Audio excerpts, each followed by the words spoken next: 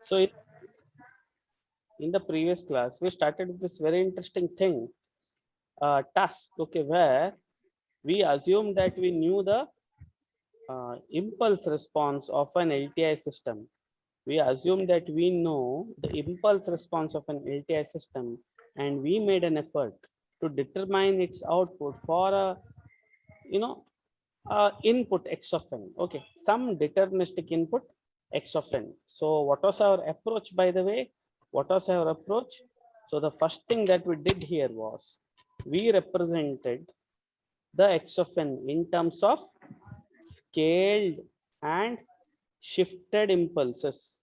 We represented the signal x of n in terms of weighted superposition of, weighted in the sense, see, this is 2, this weight is 1, this weight is 1, weighted superposition of shifted impulses, weighted superposition of shifted impulses. Okay, so any signal was first represented in the form of superposition of weighted impulses.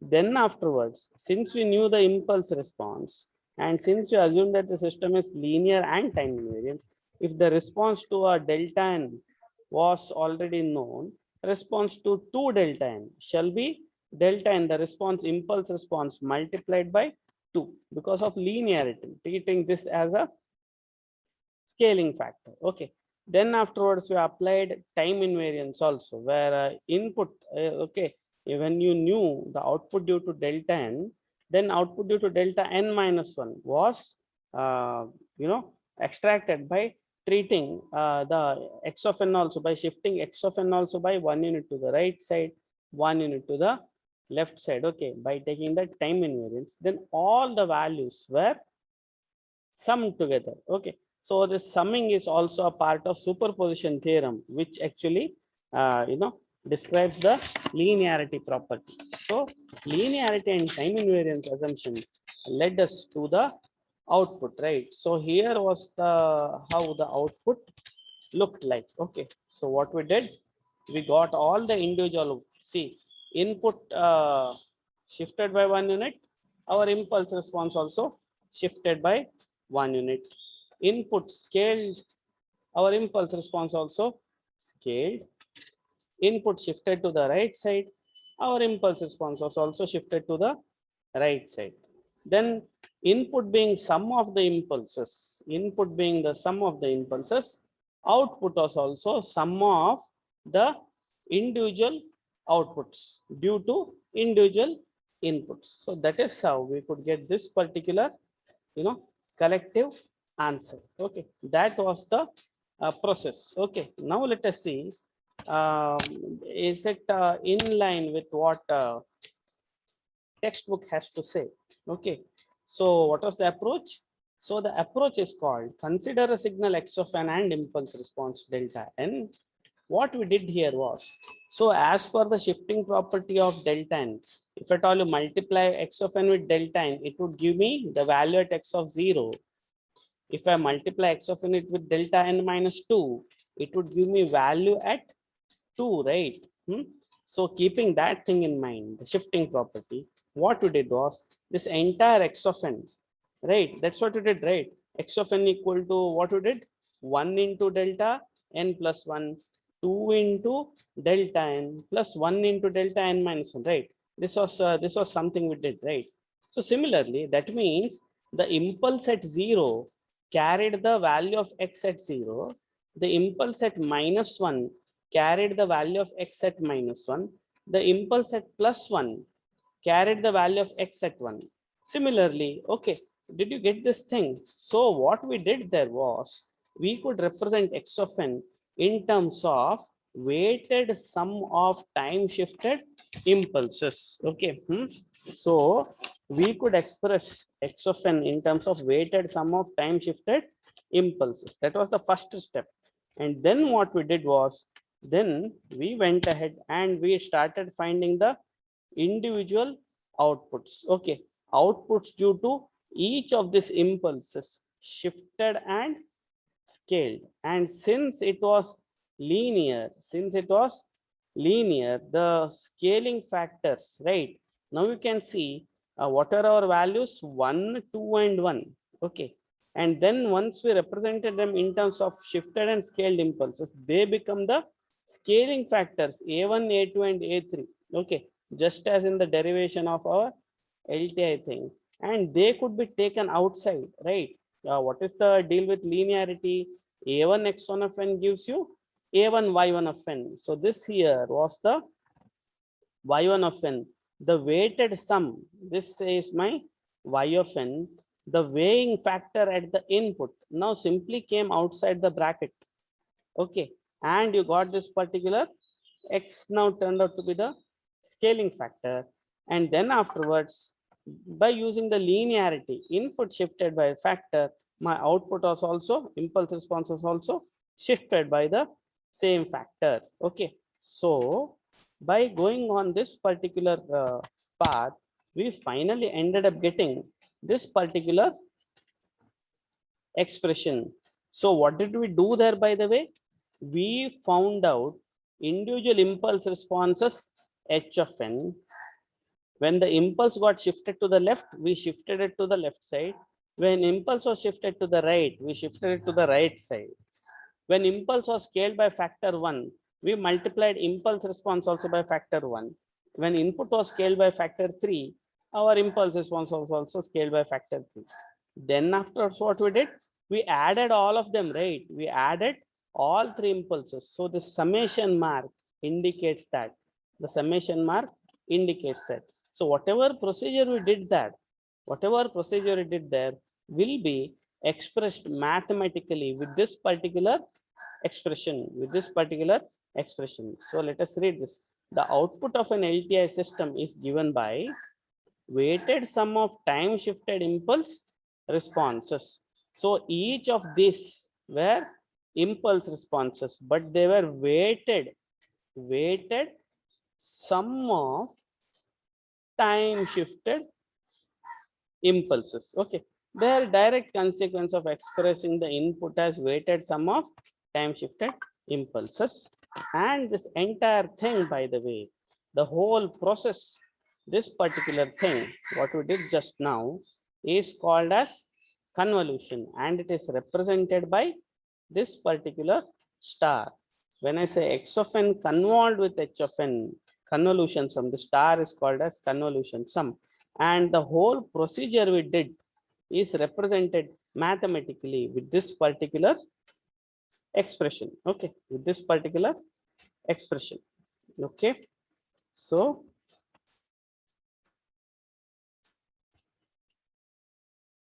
let us see one more example. Okay, now remember, this is what we are going to try. Let me say I have a system whose input, for which say I have given input as what should I say? So do you remember yesterday's problem? 1, 2, -1, 1. Okay, let it be my input, and say my impulse response is,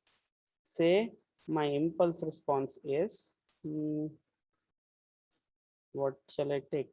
1, 2, 1. Okay, 1, 2, 1.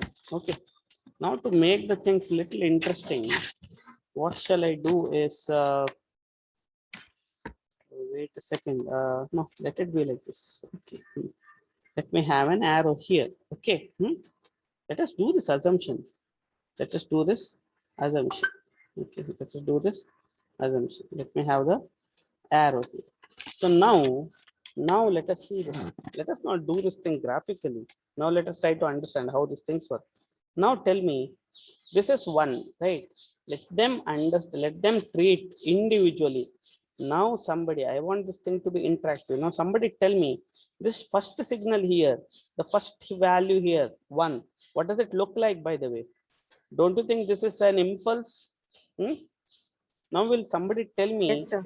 how do we represent this in terms of impulses? I want somebody to answer how to represent this x of n in terms of impulses only. Yes. Del of n. So this is delta n. Delta of n. Yes, plus What next? Aisha, Umayma, Mufid, Darshan, delta n plus what? All these values, yes. Delta n plus what? N plus 1. 2 into delta n minus 1. 2 into delta n minus 1. Yeah, then So that how is it minus 1? minus 1 because see this value is on the right Minus. side. Minus indicates the shift to the right side. Plus indicates the shift to the left side. So this would be, if at all this was the value, I would have taken it as plus 1. The value is on the right side, right? Since I did not put an arrow here, this is my 0, this is my 1, this is my 2, and this is my 3. Okay. Yes. So Minus delta n minus 2. minus delta N minus 2. n minus 2. Okay. Then Plus delta n minus 3. plus delta n minus 3. Okay. I hope this is Sir, I didn't understand this one. which one? The representing signal. This entire. I just understood. Okay, this signal. Let me start from the extreme left side.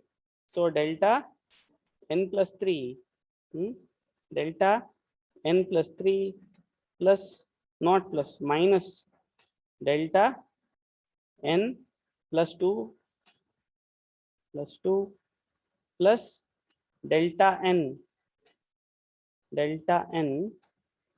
plus delta n minus 1. Okay. Did you understand this, Inas?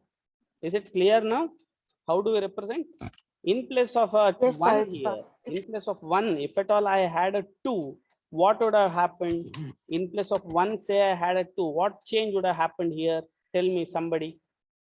If here in place of 1, say I had a 2 here, what would have happened?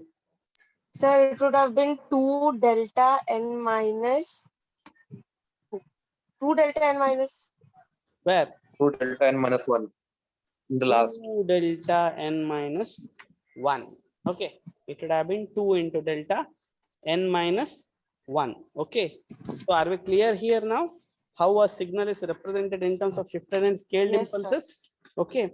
It makes sense, right? Why we are talking about here is because we know exactly the output due to an impulse. Okay.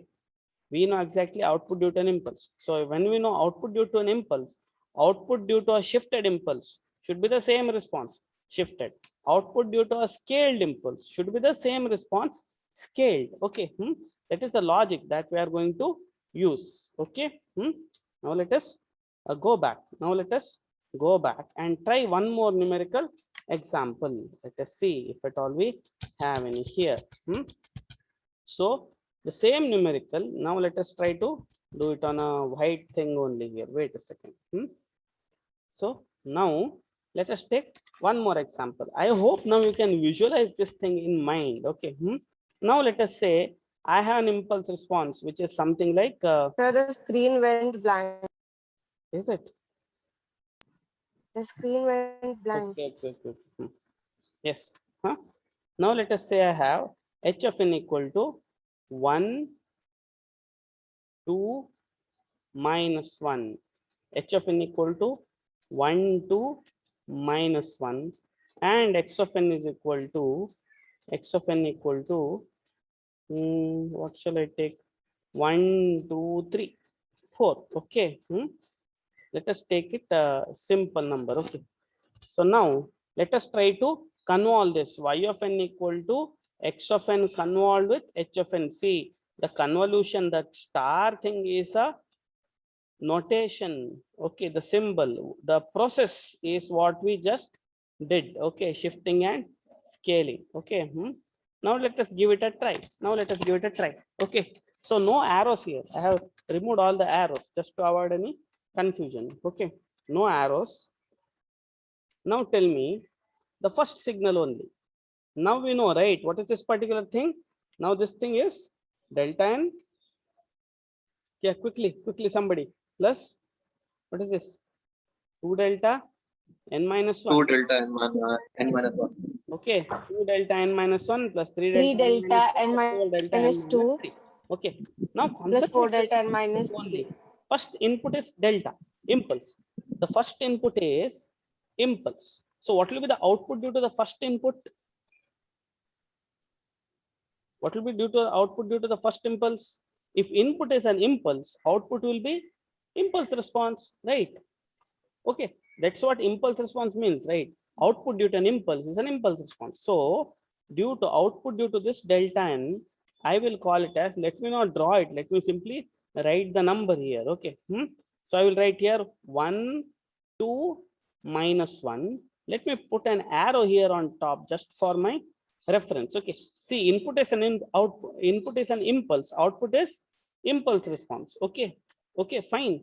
Now if the input is 2 into delta n minus 1, what's going to be the output? Now input is 2 into delta n minus 1. What's going to be the output? Somebody see here, input is shifted by 1 unit to the right side, right? So what's going to happen to the output? Does it start from 0 only?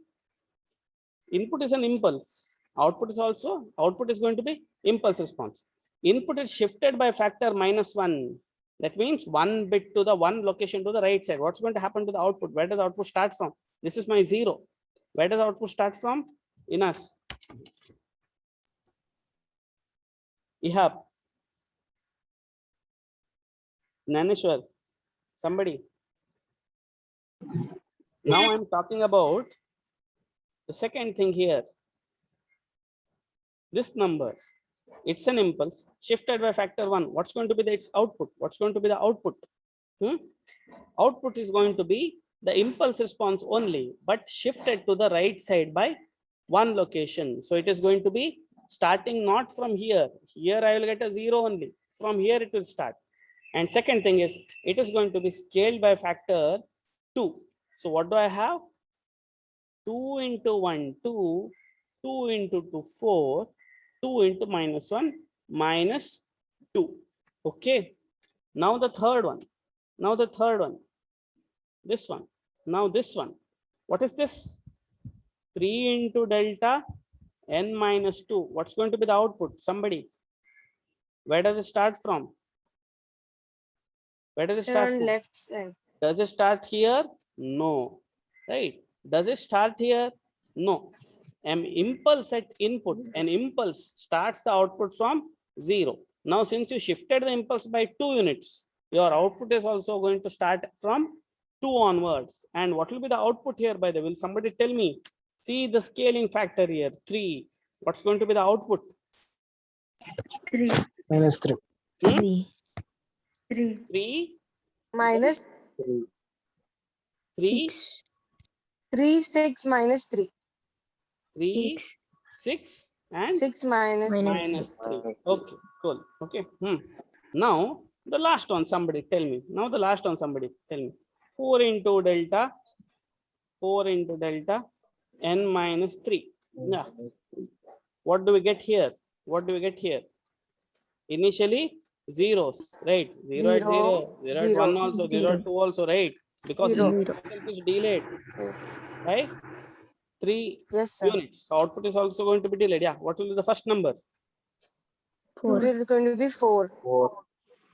4. Then 8 minus 4. 4, 8 Eight. minus 4. 8 and minus Minus 4. minus 4. Now what you have to do? What was the summation? What was the expression? X of k, h of n minus k. That was the thing, right? X of k, h of n minus k. Did we not do it, by the way? See here, we found individual outputs, right? Did we not scale them by factor 1, 2, 3, and 4? See here, we scaled them, shifted them, right? By factors 1, 2, 3, and 4, right?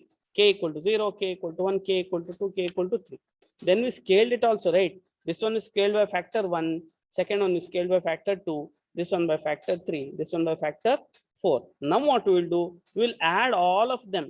Okay, we will add all of them. So when we do that, what are we getting? Now let us add all this. What do we get? At 0, see here, I have put the arrow for an indication that it is 0. So what do I get here? At 0, what's the value? 1. Let me simply add this. Let me simply add this. This like this. Okay. Yeah. So at 0, what's the value? 1. At 1, what's the value? 1. Don't 4. be in a hurry. 4. At 0, it is 1. At 1, the value is 4. Okay, okay. 4. Then at 2, what is the value? 4 plus 3 Six. minus 1. 6. 6. Then 6 Six. plus 4 plus 2. 8.